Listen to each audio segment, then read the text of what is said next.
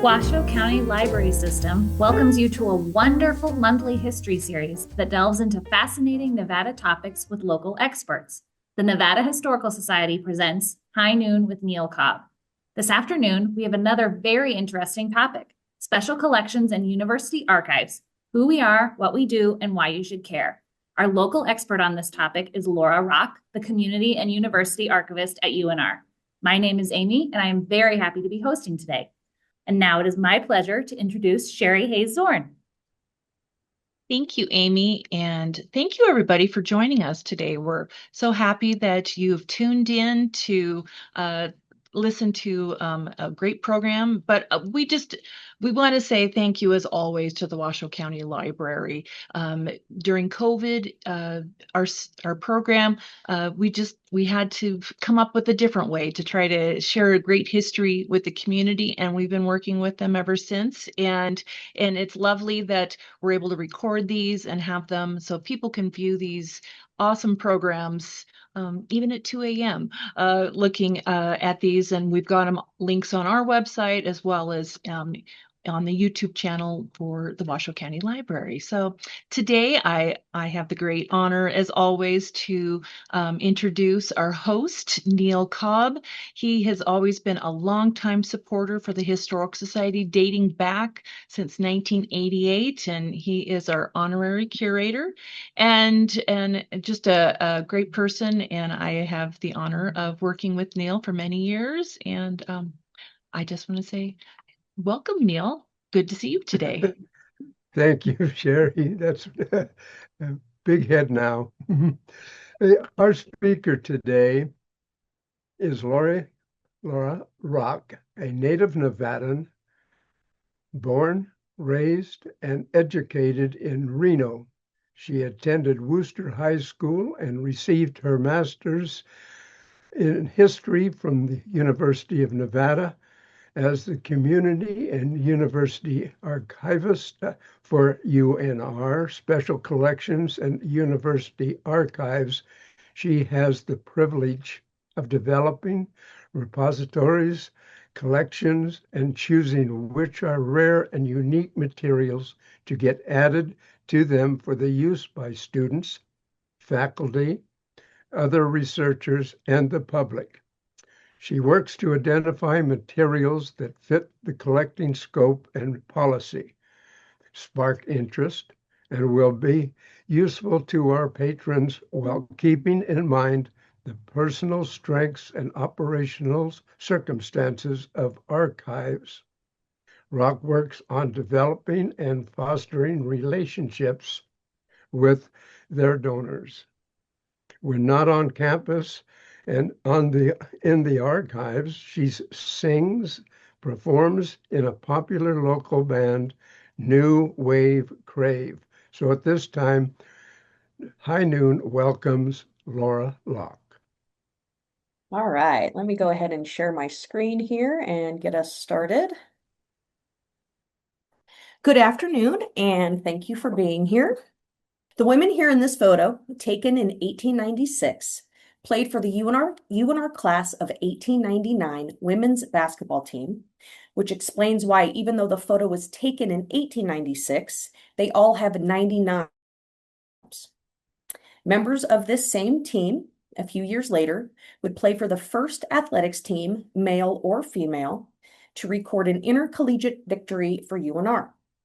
This photo is one of hundreds of thousands stewarded by Special Collections and University Archives, which I'll refer to from here on out as SCUA.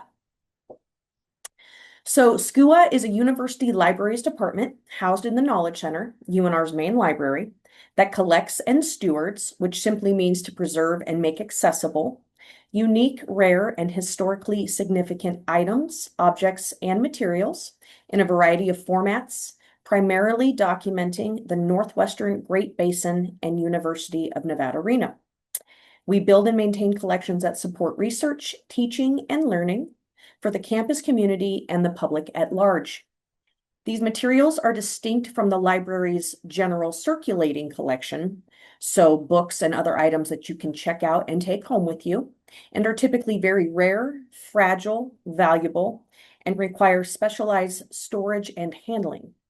They can include rare books, book arts, manuscripts, scrapbooks, photographs, letters, maps, business ledgers, oral histories, etc. The materials cover a wide range of topics, subjects, and time periods, and are most often grouped and organized into specific collections. Some of the topics and subject areas we collect on are industry, people and places of Northern Nevada, politics and politicians, tourism and recreation, and university history. So the UA part of SCUA, University Archives, is the designated repository for all records, documents, publications, and other materials pertaining to the operation of the University of Nevada, Reno, its colleges and schools, and all other agencies formally related to it. This extends to and includes the Nevada System of Higher Education, so NSHE, and UNR Board of Regents materials. So as Neal explained, as the community and university archivist at SCUA, my role is to decide what new materials to bring into the archives. SCUA gets offered different materials in a variety of ways, mostly from people who come across things when they're getting ready to move and are packing up their homes. And also, unfortunately, oftentimes after a family member passes away. But sometimes I get leads for possible donations simply by being a born and raised Nevadan and Renoite and having a good sense of the area's community and culture. So for instance, I'm currently working on creating a Reno rodeo collection because one does not yet exist and obviously should, given that event and organization's prominence in our city. So allow me to provide a few examples of collections we have at SCUA to give you a sense of what we collect and have available to our users. I'll start with one of my favorite collections. It's one that when I worked as the digital access archivist for SCUA, I had turned into a digital collection, which means we digitized its contents and put them up online so people could access them from their computers.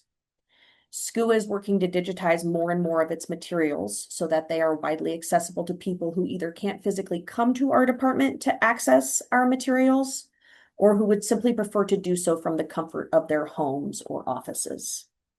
All of the examples I'm going to share with you today have been turned into digital collections, but I'd say that less than 10% of our collection materials have been digitized. It's a huge undertaking, but we're getting there slowly but surely. So here we have the Henry R. and Nellie Meagles correspondence collection, which primarily consists of letters from Nellie Verrill to Henry, also known as Harry Meagles, and from Harry to Nellie before their marriage. The first letters were written while Harry was fighting for Union forces during the American Civil War and continued after his permanent migration to Carson City, where he became editor and owner of the Carson Daily Appeal. The letters detail events of daily life in Norway, Maine, and Carson City, and major events in U.S. history, such as the assassination of President Abraham Lincoln and the end of the Civil War.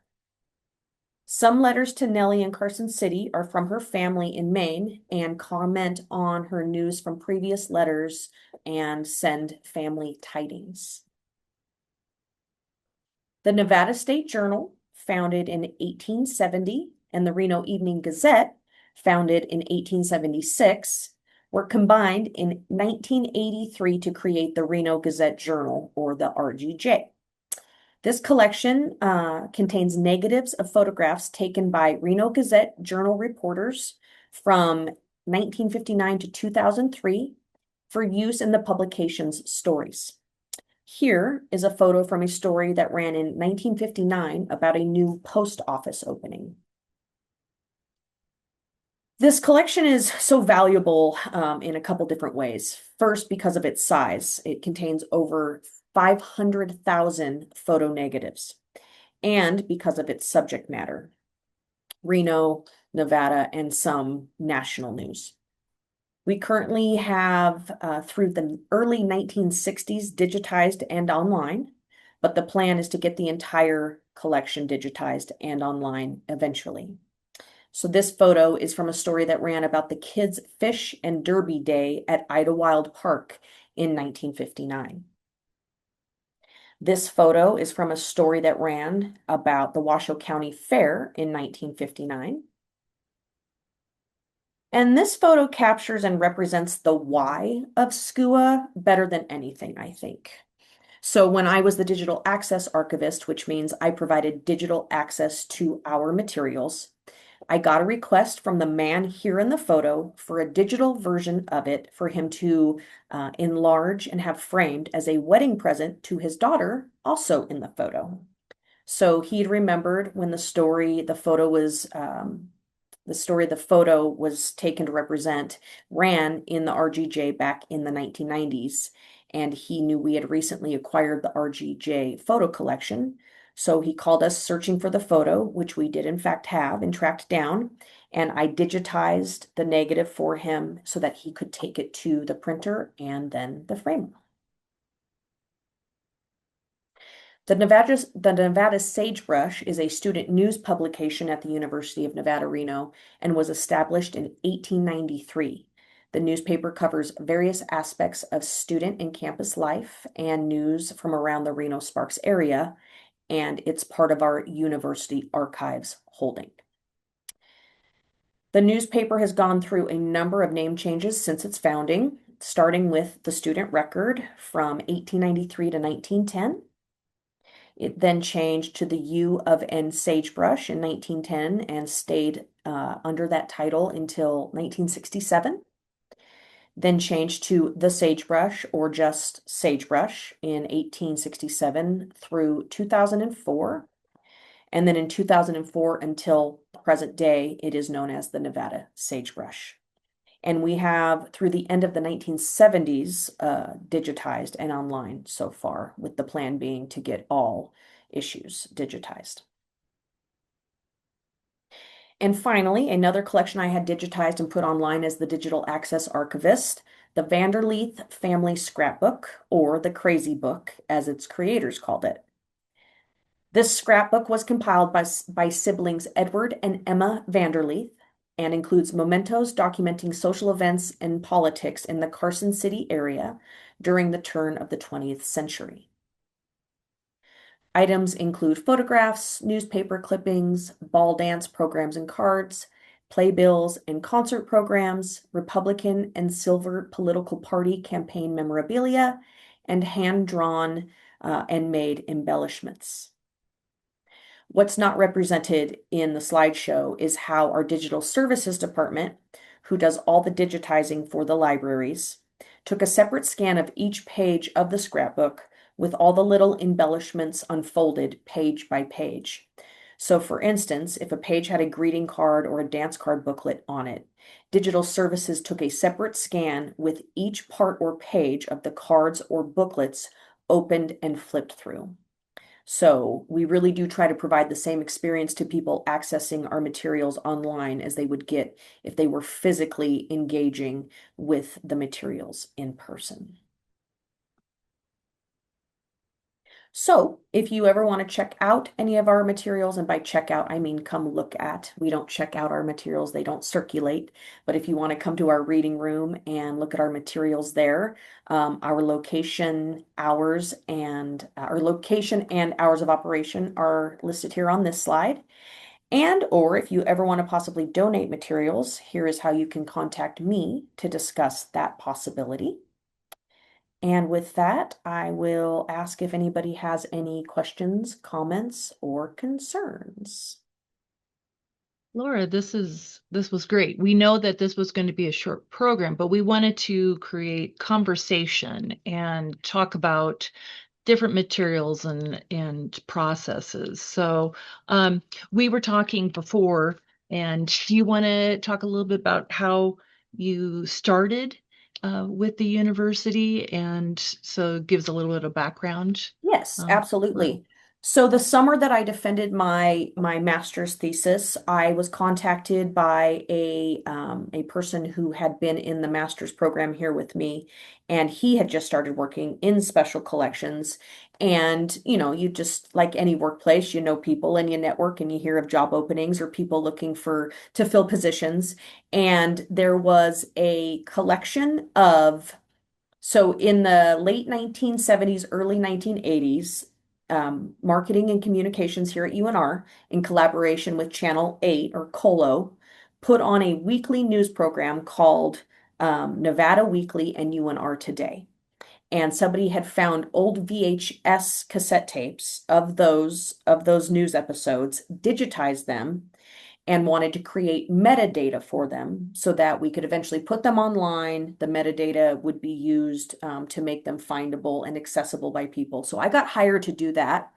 And I did a good job of it, and then kind of slowly just jumped from temporary position to temporary position until I found myself in a permanent position here at Special Collections and University Archives, initially as the digital access archivist. And then about a year and a half ago, the community and university archivist position became open, and I applied for that. And so that is how I find myself here. And speaking of that news program, one of the first things I did as the community and university archivist was say, hey, let's acquire that collection from, it was actually a library department who was in possession of it. Let's see if they would let us be the new stewards of that collection. Let's finally get that online. And I'm actually have a meeting after this presentation to kind of put the final touches on that. So that's going to be going online here pretty soon, I'd say in the next couple of months. And though that program is awesome, if for no other reason than the fashion and the music from that time period. But it's such a great snapshot into our universities, our cities, our states, our countries, um, culture and history at that time. So that's a resource that I'm really excited about. But so It sounds like long it. answer Well, to and your question is that's how I came to be sitting in front of you today. that's awesome. That's awesome. Well, we've got a couple questions so far. What is the most impactful piece you have come across in the archives? Oh, hello, Shauna Gaines. I know Shauna Gaines from a past life. Um, that is so hard to answer because we have over 4,000 collections, and a collection can be anywhere from one item to thousands and thousands of items. So, hmm. Yeah, that's really kind of, and it depends on if you just kind of think it's interesting because of your own personal interests, or if you're a historian and you think from a more historical, cultural relevance standpoint, or if you just think something's aesthetically pleasing. But for instance, we have a cuneiform from, I think like the third century. It's a receipt for a boat, the sale of a boat. Yeah, kind of crazy. So that's one of our oldest pieces. We did actually just acquire from a donor in Virginia City. They purchased a home there a couple years ago, and they were going through the basement, and they found two different books, Judaica books.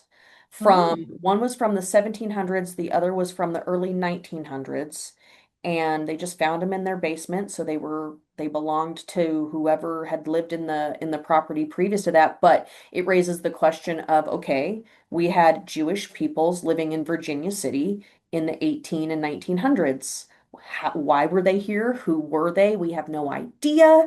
So it's kind of one of those situations where you have a historical a piece of history, but you don't know a whole lot about the why, which can keep people up at night, historians at least.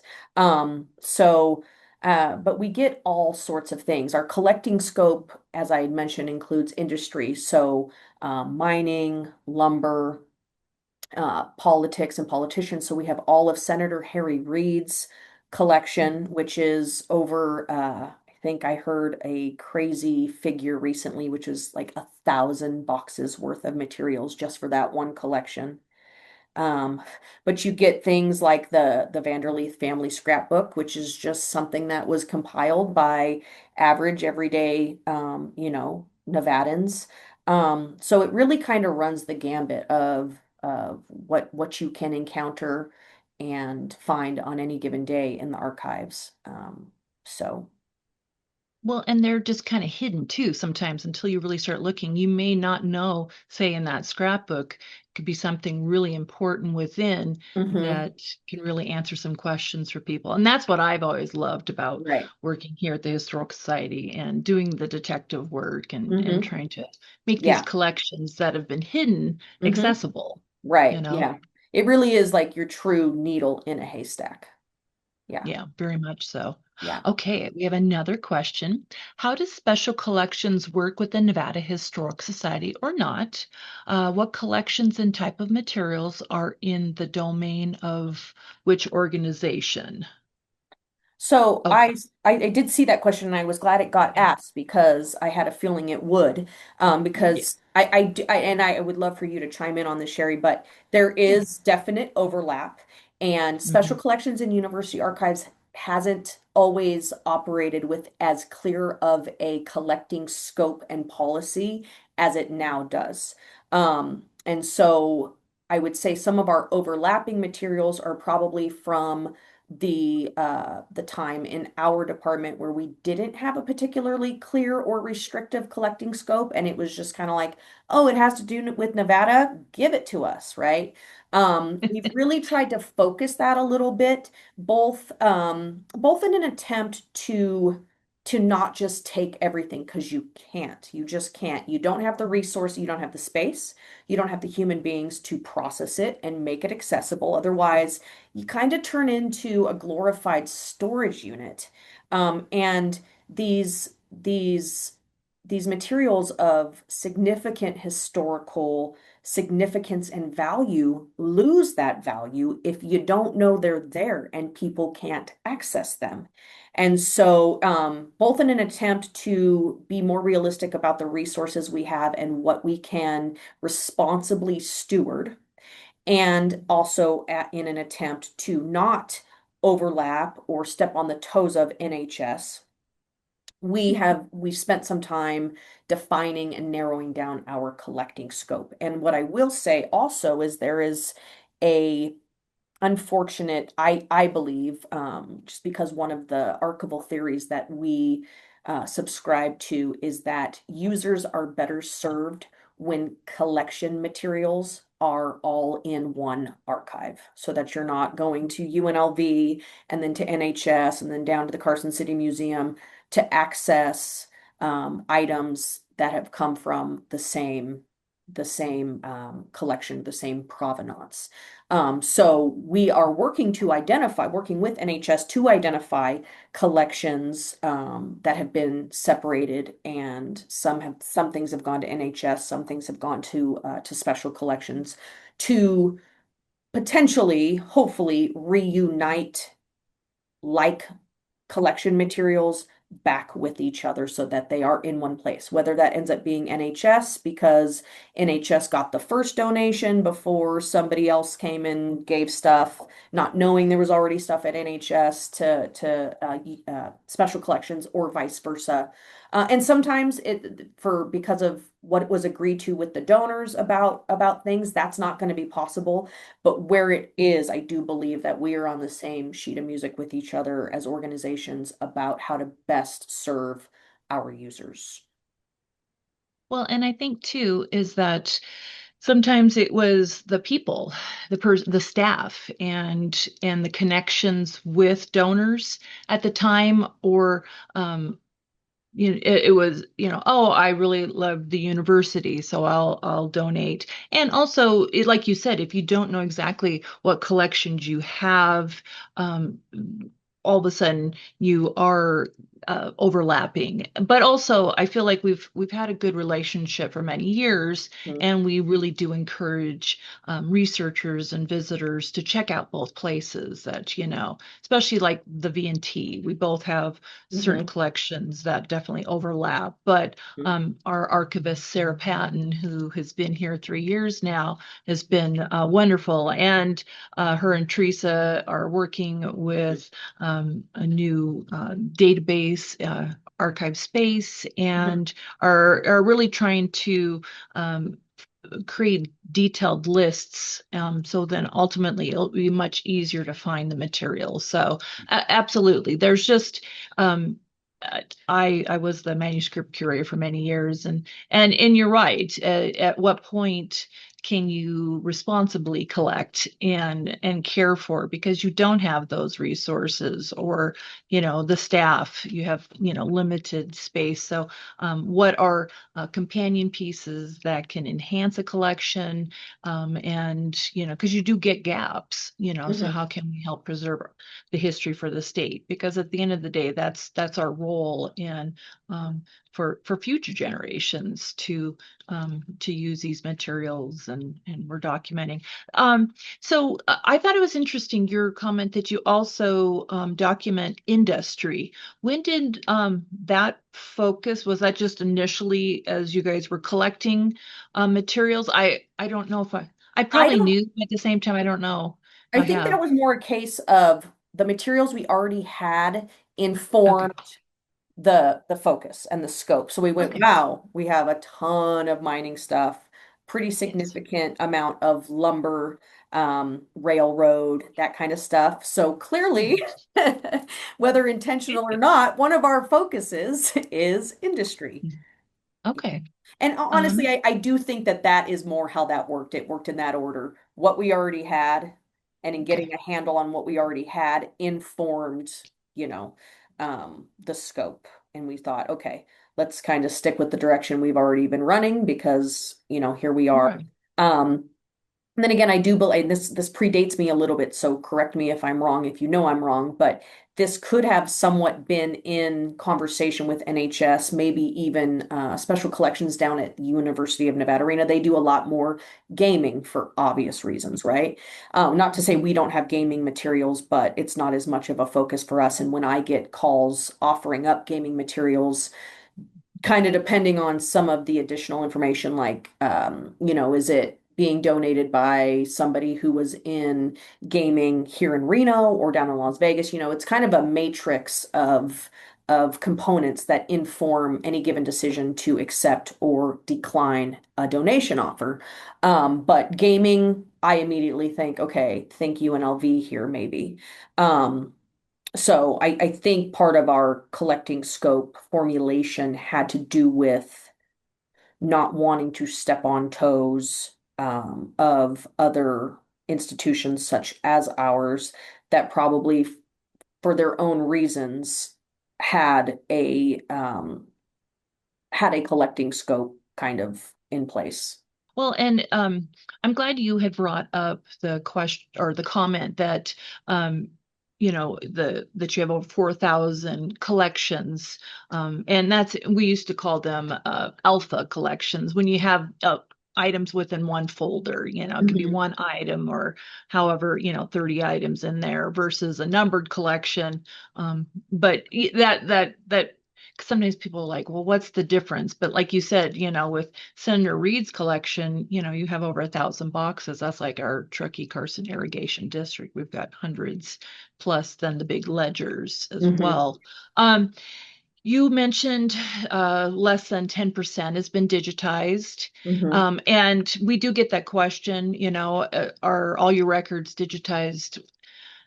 Do you want to comment on that? And I also, I guess, maybe a follow-up is, do you have like a priority list, or, that as you've been looking through your collections, are you saying this is an important collection we should focus on, or because of an event, let's work on digitizing? Yeah.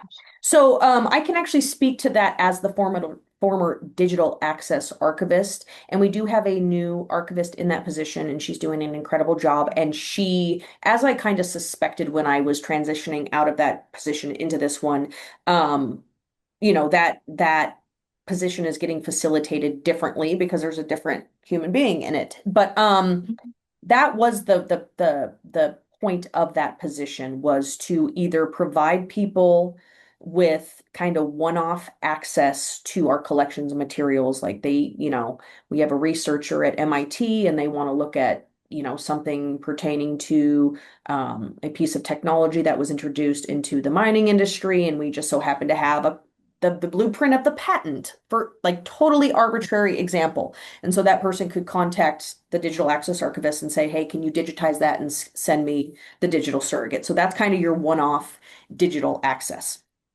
The other portion of that position when I was in it, and still, is to select collections or portions of collections to mass digitize and put online in their entirety as a digital collection.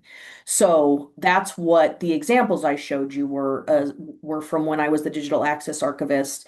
And for a variety of reasons and in a variety of ways, I would say this should go online, whether it's because I was like, we get a lot of requests for the university newspaper. So we went, let's just digitize the run. Like we can, like it's justifiable, it's gonna get used, there's enough interest. Let's just do that. I believe the Meagles collection, the collection of letters that I talked about, I believe that germinated from a request I got from one patron. She was related to Nellie.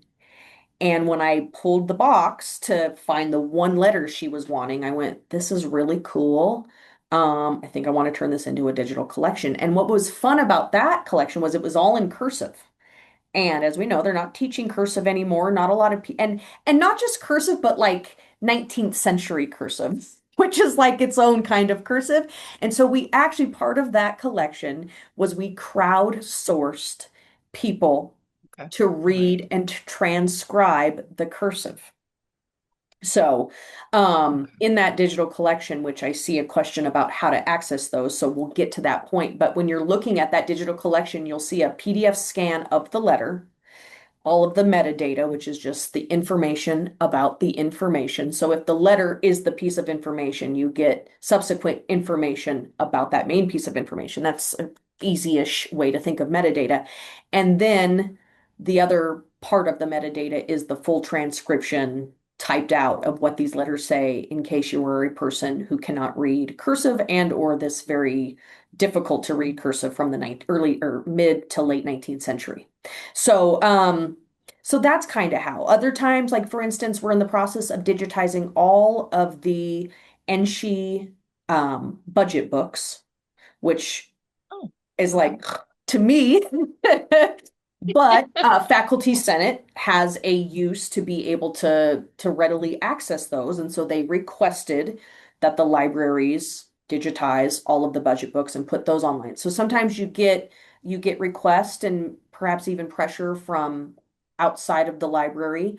Sometimes it's internal. You have a researcher who's accessing, you see in the reading room the same collection getting access over and over again, and you go, okay. So sometimes you just, as the person in that position, you have I loved scrapbooks when I was the digital access archivist. So I think I digitized and put online like 7 scrapbooks. I just like scrapbooks. I think they're cool. So it's also a product of whoever's in the position. And to be fair, the same goes for the community and university archivist. So my predecessor had an interest for whatever reason that or interests that aren't quite my interests, but I have different interests, and the person who comes after me might have different interests. So the archives are kind of, to a degree, a product of the human beings who are working in them at any different point in their existence. absolutely. Absolutely. Because and like you said, when a collection keeps getting used and used, or you're having to do research and then you realize this could be an important collection or something fun, Mhm. that this might be worthy of digitization. Before I get back to some of the questions, Mhm. you talked about crowdsourcing. Mhm. And I was wondering about the letters, if that had been done, but they also did the Alf Delton Yes. uh, journals too as Yes. crowdsourcing, Mhm. correct? Yes, they did. And actually I'm glad they were, I can't remember from the page now. I remember was kind of the initiative that started this remote community of people who could crowdsource for translations and transcriptions. And so we used that same program for the Alfred Doughton diaries. And because Okay. we had a prototype and it had worked well, we were like, hey, we can probably use this for Meagles. And we did. And Okay. yeah, it was cool. And it connects you to people, in like remote parts of the country that you otherwise would never encounter. It's kind of like in its own way, like a social media situation where you're like, oh, we have a person in, wherever the heck Nashville, and she knows how to read Nellie's handwriting. This is cool. And I think it opens up the opportunity for people who are interested in history to contribute in Hmm. different ways. And so, Yeah. yes, I was very impressed with that Hmm. um, when you guys were working with the Alf Doughton Yeah. collection. All right, so we've got another question here. Um, how do we find out what is in the collections for a particular period of Reno, Northern Nevada history, say the 1920s? So, let me do a couple things here. One thing I was going to do is I was going to share my screen to kind of navigate around our digital collection. Oh, that's But perfect. what I'll also do is I will kind of show you how to search our collections, whether they're physical or digital, because regardless, we have them accounted for in our system of record. And you mentioned it, you guys are now using a space yourselves, Yes. which is great. So, so there's another part I feel this question. Can you provide how we would access online viewing? And so I felt Yes, like these kind of go together they do. Yeah. because you can Yeah. then talk about it because anybody can search online. So I Right. figured this goes Yep. together. Yeah, let me pull this up. Okay, let me really quick. Let me come back in here and let me do a screen share situation.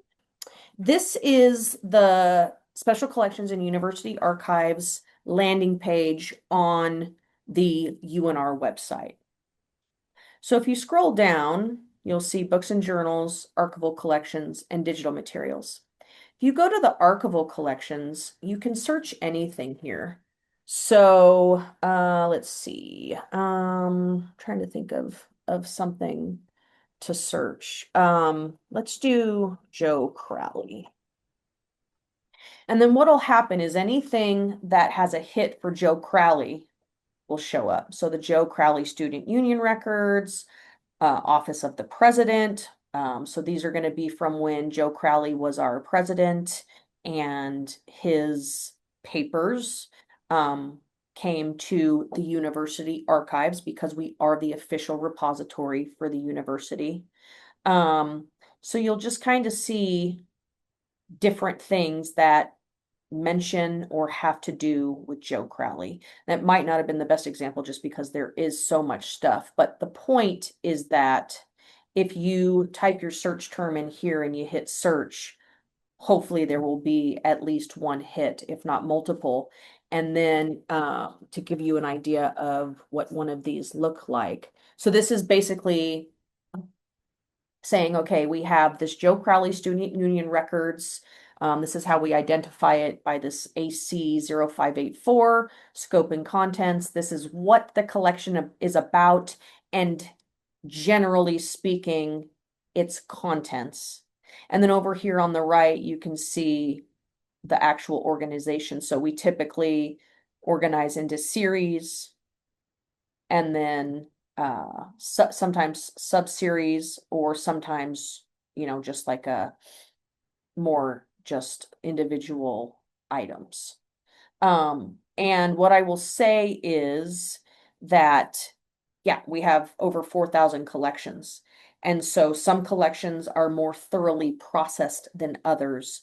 But at the very least, what we try to do is get the collection's existence into this system of record so that people know there are materials.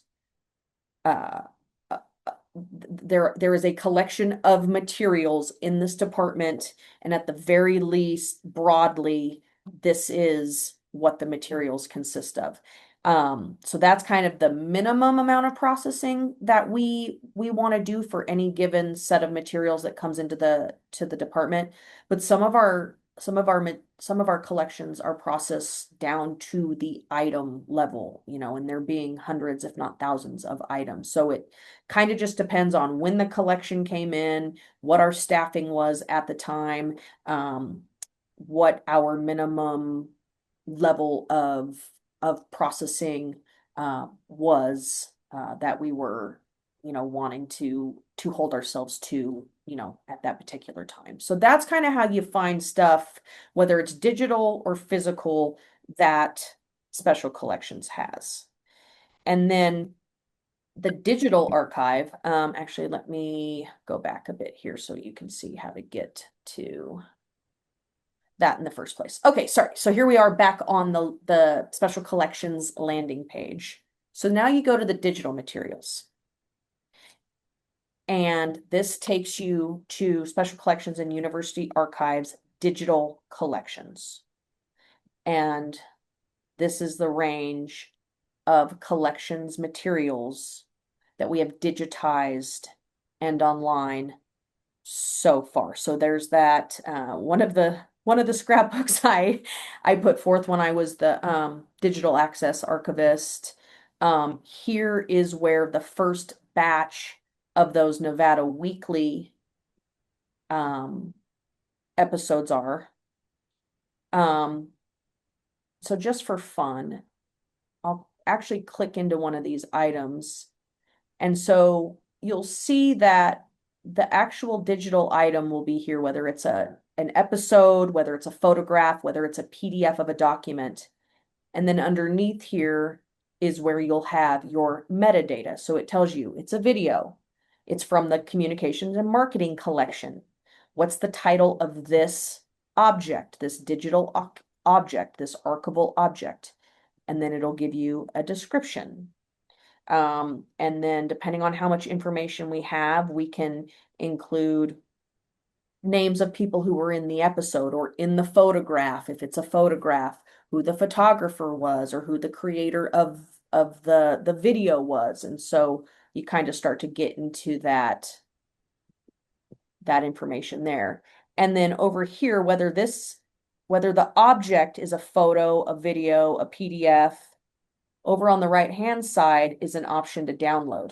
So you can download the object right onto your computer. So that's how you access the digital archive. And part of the question I saw was, do you have to have a UNR or a Washoe County Library card? And no, you do not. You simply just have to have this URL, which I'm going to drop into the chat right now. Just give me one sec here. So there's that. So anyways. So then, all right, since we're talking about people are downloading, they want to, there might be materials that maybe they need to do a report, or how do they go about requesting official use of said materials that are online? So you ask an interesting question. Well, because I know you guys have a process, we have a process, but right. I feel we're then walking people through the steps. So I would say the first thing is to distinguish your type of use.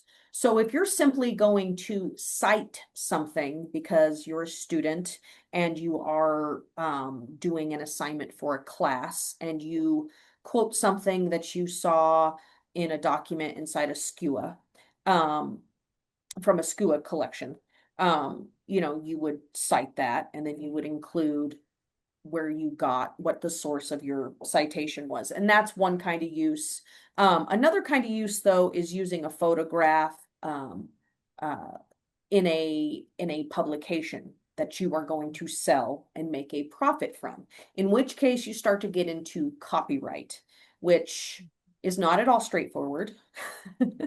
And our digital access archivist, as well as our director of the entire department, Kim Anderson, are I don't want to say experts, but they know their stuff when it comes to copyright. And copyright, yeah, not straightforward, very convoluted. But I would just say that if your use is commercial, now you as the user are kind of beholden to do your due diligence to make sure you're adhering to the copyright that pertains to any given item that you want to use commercially. Do you think that that's a remotely fair way to explain that? Yeah, and too, there are people that are authors that they're working on a book with, say, with Arcadia. They're not really making a profit. They're doing all this research. So, I know we always try to work with people because sometimes it's the process. They want to get it out there, or maybe a website, or because they're, or maybe they're yeah, yeah, how can we best provide the content based on the use? Or, we get a lot of requests, I imagine you do as well, like with local TV stations that are going to do a news report, and they're looking for photos and so yeah, Yeah. how can we provide that? Yeah. But let people know that, we don't charge for that, and we are, if you could just credit us so people know where those Right. images come And from. at the end of the day, like that's kind of our first and main priority is just that we are cited really not because we want credit, but because people will find a photo and then they'll Yes. call special collections and they'll go, I saw this photo in my dentist's office, or I saw this photo in, and you're like, or in, in edible Reno Tahoe. Uh, and I want a copy of it. And I'm like, okay, we have hundreds of thousands of photos. So part of our citation No. is having people include the collection, the photo collection it's from, and the item number or the object number. Every single object has an identifier so that we can reverse engineer and go find said thing.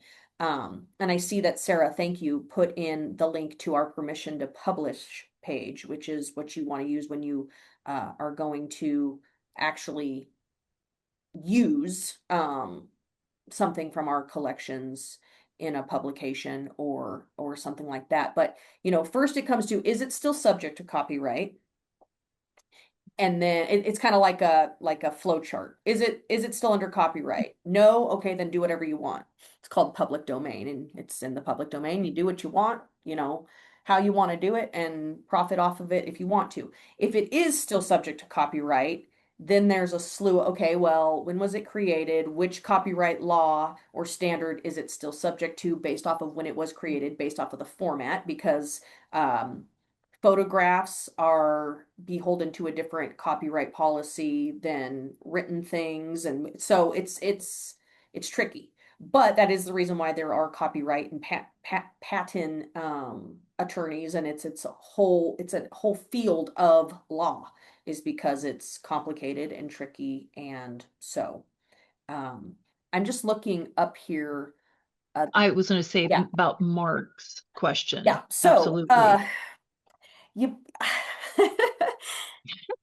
so Mark, we use the system we use, the platform we use is called Islandora. And kind of like your iPhone software, it gets updated and changes frequently. And we are currently in Islandora 8 is the current version of Islandora we are using. And unfortunately, And we cannot figure out for the lives of us why this is the case, because we have used far less sophisticated and advanced systems to host our digital stuff before that could search by date. And yet Islandora 8 does not allow for that. And yeah, it is something we are not happy about. And I'll just leave it at that. So no, it's not just you. It's the platform, and it is the bane of our existence. Because you'd think date is one of the most, if not the topic, subject, or keyword, date is either the first or the second most important thing when you're looking at historical materials. So the lack of being able to narrow by date is really problematic. I do, however, there's a possible happy ending, which is that we are working with the vendor to create a custom plug-in, so to speak, to get some sort of a date filtering, because it's admittedly ridiculous that that's not available. So Brad has a question. If you digitize a printed document, such as a newspaper run, is the scanned file searchable? most of the time it is. We use something called OCR, or optical character recognition. It's actually, you can think of it as a form of artificial intelligence. But we do try to OCR all of our digitized printed materials. If for no other reason than because we are beholden to accessibility standards that were established by the entire university. And so any campus entity who is putting up digital content, or digitized content, it has to meet certain accessibility standards. And so OCR is what we use to make these scanned or digitized printed documents, their digital surrogates, searchable. So Neal, did you have a question or comment? Well, it's a combination of a question, which I always do. I was absolutely delighted to hear that the photo collection that the newspaper had is out of the hands of the current owners, and it was not destroyed like so many other things have. You have somebody clean up the back room and away it goes. So to have it over at one of the other facilities, either the Historical Society or Special Collections, pleased me. But the question is, have you considered having Marilyn Newton? She only worked there 52 years as the main photographer, and to identify or help throw some light on the collection that you have, because most of the work has been done by her. That's a good question. And actually, I met Marilyn when you and I met at God At Club, the God Club, and yes. she was actually being honored that day for her work in the community. Um, I had not considered that, but that is a good suggestion, and kind of, I think, speaks to a larger topic in the archives, which is, again, the accessibility of these things. You know, like the photograph that was at the very beginning of my presentation, we actually have every single person in that photograph identified first and last name. You have people, whether they're archivists or they're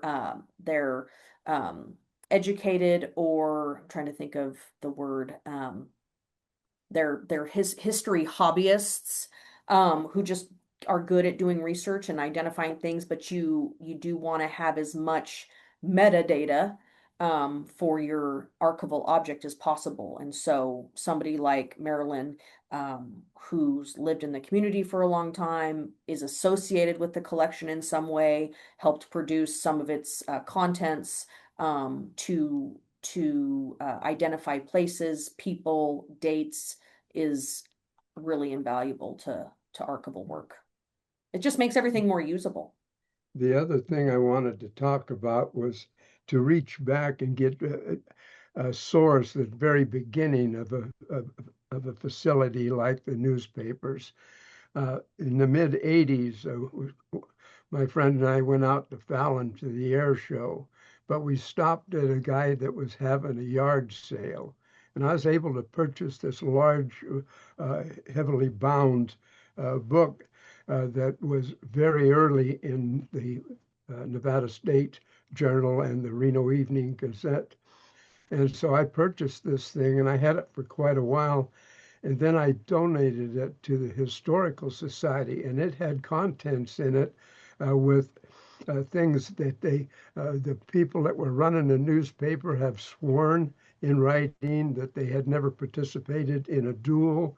There's stock certificates, all of these different things that were in there, all of the income that was coming all the way down to the paper boys that were honking on the streets. So to tie into the Historical Society and work and maybe put the puzzle together beginning, because this is the newspaper with those names was in business for a long, long time. So, and most of those photographs that Marilyn took, of course, they were still a Reno or the Gazette Journal. So So it's speaking of just a thought. It's such good material. No, it really is. And I actually just kind of thought of a way to tie a couple different pieces together here. So the Reno Gazette Journal, what you said, Neal, about thank goodness that the photographs went somewhere, went to an archive, a repository, as opposed to maybe getting thrown away or shoved in a, offsite storage unit or whatever when Gannett took over the Reno Gazette Journal. And then, talking to you about this thread regarding use and copyright. So the Reno Gazette Journal photo morgue or photo collection is a unique one because we don't actually the agreement we have with Gannett, who we can think of in this case as our donor, the donor of those photographs. We're in a agreement or an arrangement with them where we don't actually own the photographs. Gannett still owns the photographs, but they have given us permission to, archive them, have them provide access to them. But if you want to use a Reno Gazette Journal photograph, you're paying. You're getting permission from Gannett and you're paying them money to do so because they're under copyright, Gannett being the copyright holder. Because the photographers, when they took the photos, that's what we call work for hire. So they are the intellectual property of Gannett, not of the photographers. So anyway, so that's kind of a way that you can see these parallel things going on in the archives in this particular collection. And I just want to point out, Mark shared a link to a really, really valuable resource for newspaper content. So thank you for doing that, Mark. And that's and that's nice that they have ProQuest, so you can do newspaper archive search from the comfort of your own home. Then right, yeah, which is with nice. a library card, and we have access. We provide access to ProQuest as well with a university library card, which isn't just for students, faculty, staff, but we also give out community user cards. Did you have something else, Neal? I just wanted to thank her early because she's answered all of the questions. She's done a first-class job. and they were sorry great I questions. didn't recognize the hairstyle, but, but that's pretty fun. But anyway, I just wanted to thank you, and I'm going to butt out and let Sherry take care of it from here. Thank you, Neal. So very, very much. It's my pleasure. Thank you for inviting me after we met at the God Club. Good to work with you again. No, this has been wonderful. And just when Neal had mentioned, I'm like, no, I think this is a great program that gives an opportunity for people to learn more about what we do to help preserve records for the community and the state, and what kind of access that it's I feel very fortunate that we get to do this kind of work. Not everybody gets to, and get to see such unique pieces, but everything that we do to provide more metadata information, makes it more accessible to everyone. So, And one thing I would and like to say before I yeah, end, just in terms of access, is just to reiterate that we grant as wide of access as possible to all of our materials. We don't gatekeep. However, there have been a couple developments in the field in the last 5 to 10 years where we are looking at some types of materials and restricting them because they are human subjects, data related, or they are tribal materials that we probably should have never come into possession of in the first place. And we are doing work to collaborate with tribal entities in our area to let them know, hey, we have materials from your tribe. This is what they are. First and foremost, do you want them back? If you don't want them back, do you want to mitigate access? If so, how do you want that access mitigated? Other than that, though, on any given day, you can walk into our reading room, which is our public facing area where you can engage with our materials and request collection materials and get access to it. You don't have to have a library card or be a student, faculty. You can just be a human being who wants to check out something old and cool. absolutely. And, and right now with the Historic Society, with our building renovations and retrofitting, we're closed, but Sarah and Teresa are very busy and they still provide access to people by email and working with people. So, but comments. Thank you, Laura, for an informative presentation and expanding our knowledge of what Special Collection offers, and excellent program. Thank you. And it was wonderful. And It was my pleasure. Getting to meet you virtually and Yeah, for sure. and and the good work that our organizations do for the state is important work. And I'm so glad you mentioned that, you that anybody can come in to check out the collections. Yeah. And just to kind of to swing it back to NHS, you and Sarah, and everyone else, I think we're establishing more and more of a collaborative relationship where you guys do what you do and you do a great job of it. We do what we do a great job of it. How can we join forces and amplify each other? And so that's really been an evolving phenomenon too in the last few years. So it's something we're excited about over here. So thank you guys for that. Oh, absolutely. And you have to. We're a small community, but more powerful when we can work together, for sure. Absolutely. Yeah. Yeah. Well, thank you everyone for joining, and I hope it was valuable to you. Oh, it was great. And thank you, Laura. This was wonderful. And thank you, everybody, for attending. I will send it back to Amy and Tim. And as always, thank you to the Washoe County Libraries for hosting our High Noon series and allowing us to do great programming and sharing it with everyone. So send it back. It's been such an honor to have hosted this program. Thank you all for joining us. And a heartfelt thanks to Sherry Hayes Zorn with the Nevada Historical Society, historian Neal Cobb, UNR's Community and University Archivist Laura Rocke, and Tim and John, our Washoe County Library System tech wizards, for making this event possible.